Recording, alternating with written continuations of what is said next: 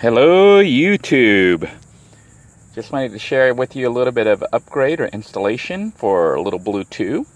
I have this little portable light that I had bought from the flea market and also from what was it, one of the outlet stores.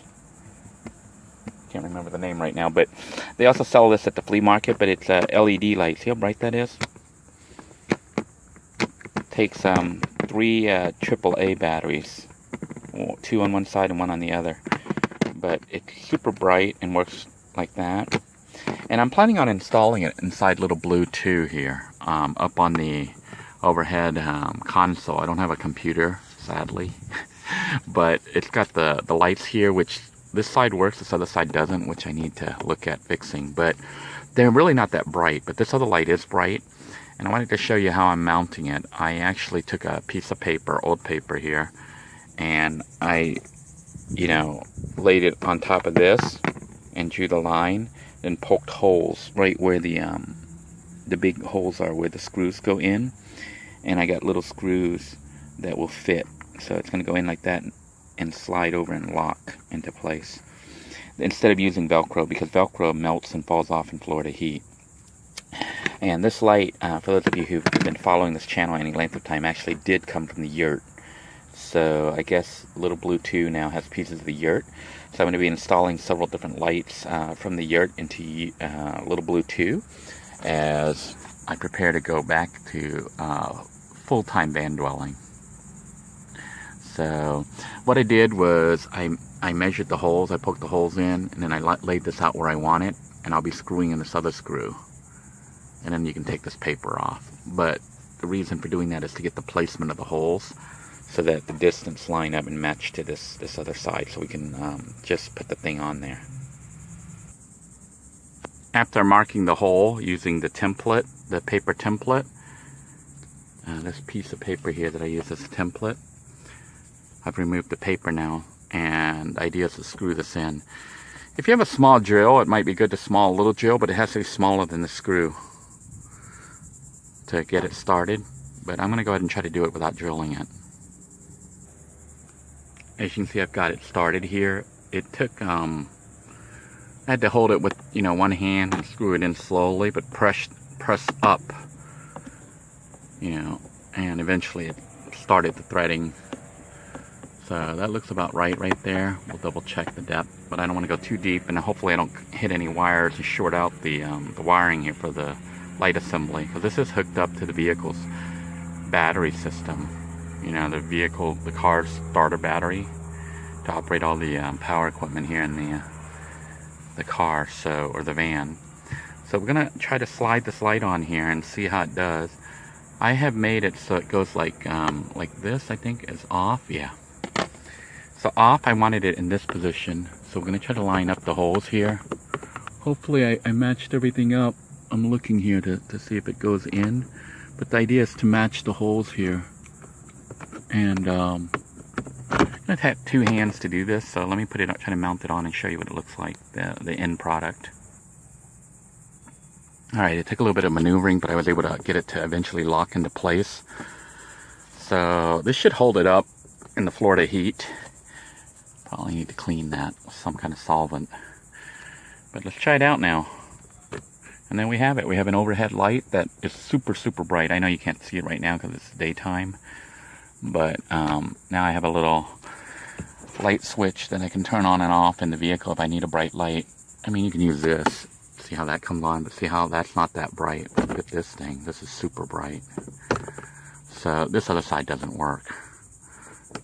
So that's the vehicle's light right there. You just push, but using this, and it runs off the battery, its own little battery, which I could slide the thing off and put in a new set of batteries when I need to. So now we have a front cab light, and we're going to be doing several other light units in the back. The light bars, I'm planning on mounting those too if I can find screws and a place to mount it so it, has a good mounting location. These are the lights I'm planning on mounting in the back side of the vehicle. It's actually kind of a yellowish light, not a bright white like the other one. This one here looks like even though it's LED, it looks almost like fluorescent. It's a really white light. This one's more of a orange, cozy, warm light. And I've got 2 of these. Basically, I bought these also to use at the Yurt 2.0. And I managed to salvage it when we left the Yurt, abandoned the Yurt. And I'll be looking for a location to mount these in the back. For placement of the holes for the screws, I'm going to use this piece of paper. It's the same one we used to mount the other light. And I can see that it actually lines up here if I put it right here in the center. Right here in the center here. I don't know if you can see here the hole where it lines up right there. But on the other end. So we can go right up to the edge of the lengthwise of the paper. And that's the correct distance to mount the screws. So what I'm talking about these holes right here and down here on the bottom. See that? So if I put screws there, it'll be something that I can use to mount this light.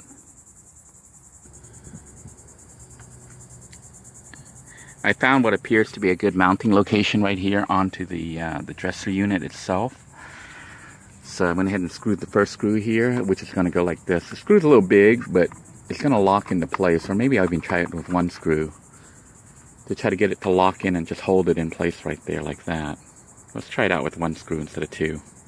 Alright, I was able to get it locked into place with 1 screw, but it'll flop around. And I think I might just leave it like that, or I might go ahead and use Velcro here on the bottom or something to attach it. Because I'm not sure I want to mount the hole here. Well, I could, I suppose. This screw's smaller, so it may mount better. Yeah, let me try that and mount it with the screw so it'll stay in place. And then, you know, I have a little side light that I can turn on right here. And it should light up this area right here. If I need a light at night and I don't want to use, because these won't work, you know, they only come on when the door's on. So I have a little side light. And I don't want it too bright inside because I don't want people to see. So I think this little side light will work right here. So let's try it out. We're gonna try to put the screw right here to the bottom part and hold it in place. Alright, I ended up I didn't even use the paper. I went from behind here. I don't know if you can see that. But I went from behind to try to just line up the hole in the back there. And just slid it and then tried to line it up. So we'll see if we can get it to lock into place. It looks like I went a little too high. So we're going to have to go down just a tad bit lower. Alright, I made a new hole. As you can see, that's just a little bit lower. So we're going to see if we can't get it to lock into place now. And it looks like it's a perfect fit. This moves a little bit, but not too much. It won't fly off. And we have a working bar light. So, the Bluetooth is starting to look more and more like Yurt 2.0. So, I've been trying to figure out where to mount this second light right here, the second bar light. And after looking around, I thought of mounting it on this side, which is the opposite side of the other mount.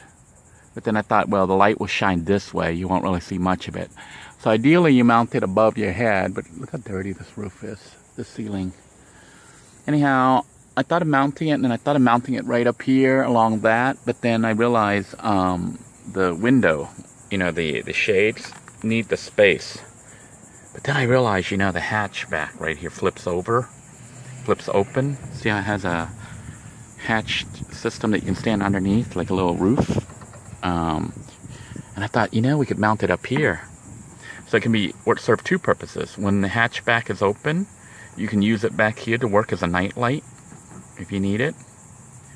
And when the door shuts, it's going to be hanging right here over your head. So you can actually have a light over your head like you would expect, you know, if you need a light to look at something while you're laying there real quick. Usually I have my head this way, although sometimes I'll switch my head that way, but most of the time I have my head down here on this end, which is where the dresser and everything is. So we're going to go ahead and try to mount it right up here like this. And this thing helps me to center everything and make it look all pretty. So let's try it and see what happens.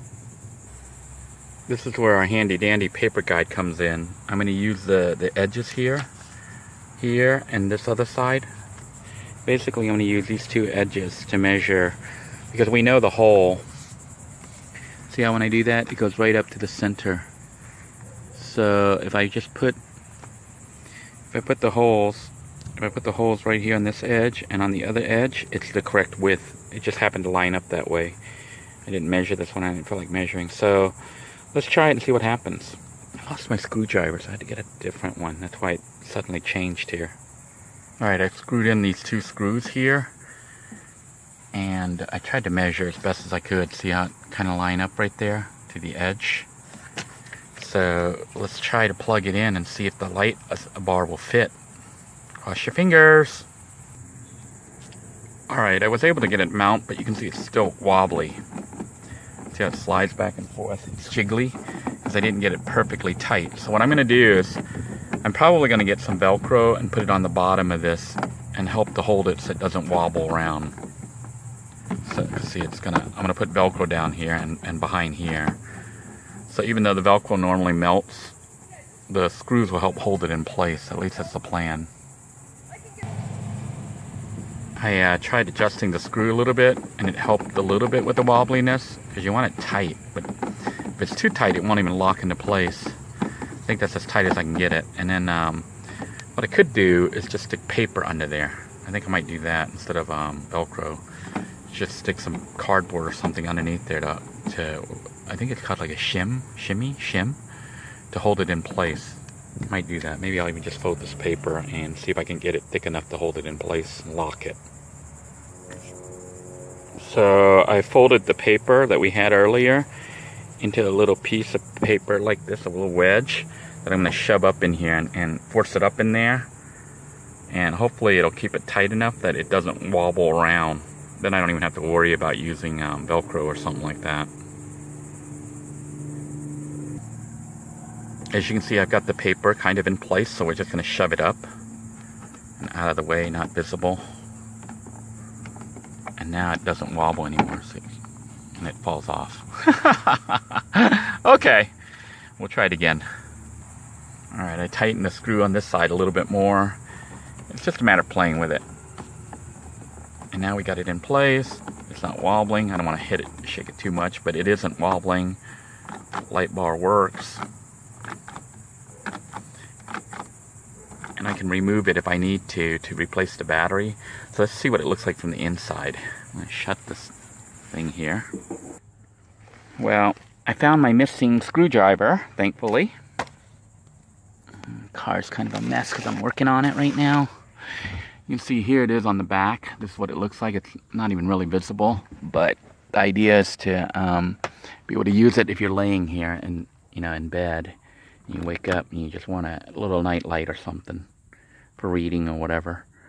Now, I would not run this light while in the city, because if you turn on this light, people outside the vehicle can see it. So what I would do is just use this if I was out in the middle of nowhere or whatever and needed a light at night to read. So you could have this here, and you could have your book here, and I think you could see, and of course you could see the night sky like that, have it open so you can see. So this light is meant to be used. Now if you have the curtains drawn though, you won't be able to use this light because it's on the other side, wrong side of the curtain. That was something I didn't consider. But when you're in the city, you don't want to be reading in the car at night anyways. You want to, stealth camp so you have all the lights off. So this is more useful for if you're out in the wilderness, out in boondocking somewhere in the middle of the nowhere. And also useful because when you flip the hatch open, you now have a light on the rear hatch that you can use. And that about wraps it up for today's modifications to the little Blue 2. Hopefully everything will work as intended, but we're going to find out in a few more weeks. Until next time, everyone, I hope you're staying safe. God bless you all. Take care now.